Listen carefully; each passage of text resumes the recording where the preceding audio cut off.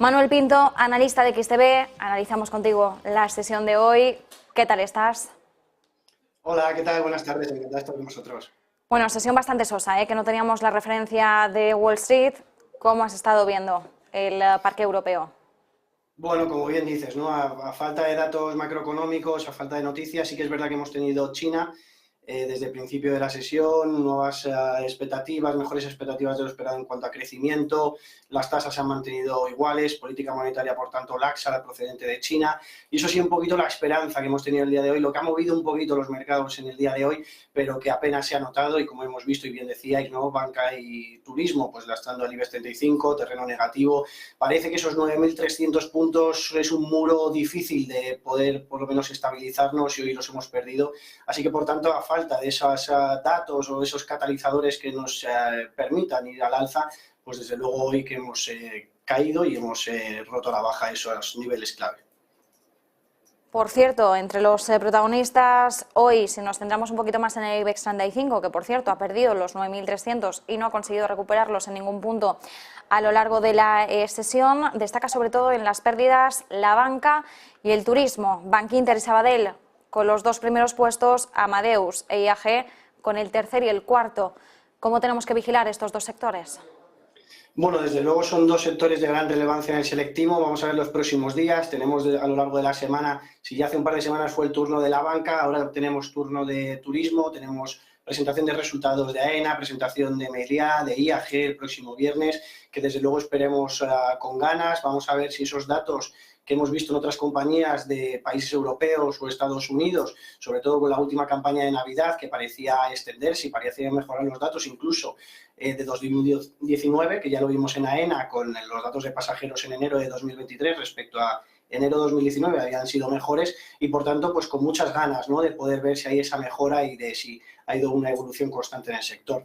En la banca, pues desde luego que como siempre pues con mucho ojo al sector, el sector con mayor ponderación dentro del IBEX 35, ya vimos la presentación de resultados hace un par de semanas con compañías presentando números récord como han sido las dos grandes, BBVA o Santander, y desde luego que para nosotros es un sector que ahora mismo, a pesar de las caídas de hoy, pues se enfrenta a un entorno bastante idílico, ¿no? Un sector en el que vemos cómo los márgenes de intereses suben al son de los tipos de interés por parte de los bancos centrales, y de hecho ya hemos visto el Banco Central Europeo que en los discursos de los miembros del BCE pues han ido ofreciendo nuevas pistas sobre nuevas subidas de tipos y por tanto nos puede dejar mejores resultados todavía, ¿no? Y a pesar de eso, pues seguimos viendo cómo la morosidad o el riesgo default pues se mantiene muy estable, así que por tanto, pues mejores beneficios y un riesgo de momento, vamos a poner ese de momento, que parece mucho más estable, así que con mucho ojo, pero desde luego que para nosotros pues pueden ser muy buenos puntos tanto el sector bancario como el sector turismo de cara a los próximos meses. Por cierto, que hoy también vigilamos, Manuel, bueno, se nos ha colado como uno de los protagonistas empresariales, es una entidad de la que no hablamos demasiado, está en el Parque de Viena, hablamos de Raiffeisen Bank, que hoy ha caído en torno al 8%. ¿Por qué? Pues porque parece ser que ha llamado la atención de los funcionarios de sanciones estadounidenses sobre su negocio en Rusia.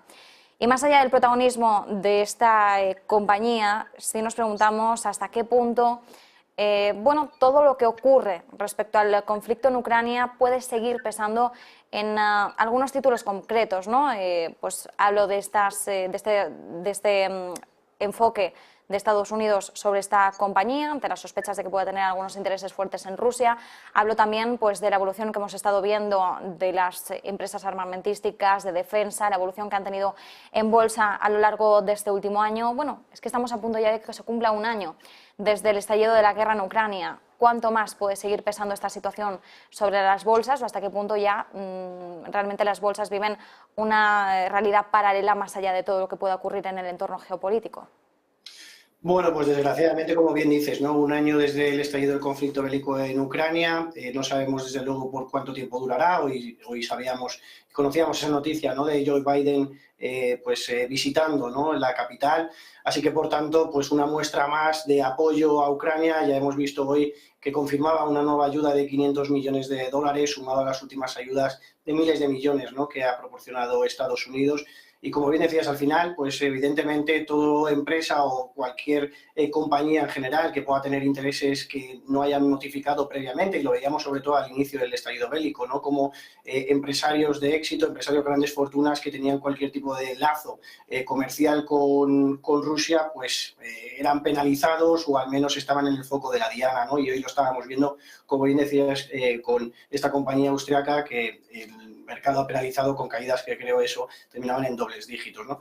Desde luego que es algo relevante y hemos visto en muchas compañías del selectivo como esos ingresos que ha ido obteniendo estas compañías en Rusia y en Ucrania pues han ido a la baja, pero bueno, iremos viendo a ver el devenir de los acontecimientos, veremos cómo decías, ahora mismo pues el CAC francés en máximos históricos, el FTSE 100 máximos históricos, esa realidad paralela de los índices bursátiles que no solo estaban pendientes de ese estallido bélico, sino también del posible riesgo de inflación y de las consecuencias de las decisiones de los bancos centrales, que de momento parecemos dejar de lado y parecemos vivir pues, en una situación estable, con mejora de datos económicos. Hoy mismamente conocíamos confianza del consumidor en la zona euro, que ha sido mejor de lo esperado. Esta semana tenemos datos relevantes en Alemania, que iremos viendo sobre la locomotora europea, cómo es el desempeño de las últimas semanas, en Estados Unidos también, o sea que, por tanto, pues la evolución de los datos macroeconómicos sigue un poco, como bien decías, pues paralelamente al estallido bélico, ¿no? Que veremos a ver cuánto es lo que dura, pero desde luego que cualquier lazo comercial o cualquier notificación que no se haya hecho previamente sobre cualquier interés en el país,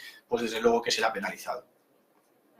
Importante vigilar esto y, por cierto, Manuel, que también, aunque hoy no tenemos la referencia de Wall Street, hay una protagonista que en estos últimos días se ha colado, que es Meta, ¿no? El grupo Meta, que pues una vez más Mark Zuckerberg ha decidido copiar una estrategia de otra red social y en este caso va a hacer pues lo mismo que anunció Elon Musk que haría con Twitter una vez adquirió la compañía.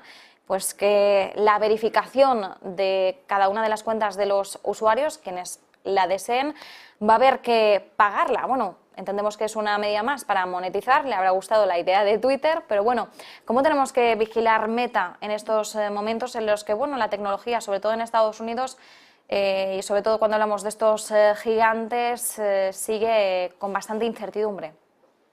Bueno, desde luego, ahora estamos, como todos sabemos, muy de moda el tema de la inteligencia artificial, lo llevamos viendo en estas últimas semanas, que es de lo que más se está hablando, ¿no? Entre Microsoft, Google, también Meta o también Netflix, que apuesta mucho por ello. Y como veíamos y me decías también de Twitter, pues Netflix ha tenido un poco de decisiones parecidas, ¿no? Dentro de lo que cabe, pues eliminación de cuentas compartidas, etcétera, que parece que a nivel monetario, como bien decías, pues en este caso para las compañías los están aprovechando y están generando mayores recursos. Habrá que ver en ese equilibrio y esa balanza entre esos nuevos ingresos que pueda tener la compañía, a lo mejor a menos ingresos por marketing digital, por publicidad. Yo creo que a lo mejor pues, es un poco derivado de ello, ¿no? En una época en la que estamos viendo cómo se reducen esas partidas de marketing digital, de publicidad, etcétera, que intenten estas compañías pues generar ingresos que ya han comunicado, despidos pues elevados de la plantilla que tienen y ahora también pues intentar generar otro tipo de ingresos monetizando pues en las cuentas o como decíamos en Netflix en el caso anterior, ¿no? Así que por tanto pues habrá que ver en los resultados cómo es esa balanza y si sigue evolucionando al alza, que es verdad que Meta pues desde luego que en los últimos meses ha tenido al menos un recorrido positivo, una mejora positiva de lo que venía haciendo previamente y que esperemos a ver si con esas próximas decisiones sigue evolucionando así positivamente. Bueno, Manuel, y por cierto, que en clave macro vamos a tener algunas referencias importantes esta semana, IPC de la eurozona, tendremos nueva lectura del PIB de Estados Unidos y que no se nos olvide también PCE de Estados Unidos el viernes. Si empezamos por el IPC de la eurozona, en medio de las presiones que estamos viendo en la inflación subyacente, ¿qué podemos esperar? ¿Qué tenéis en foco?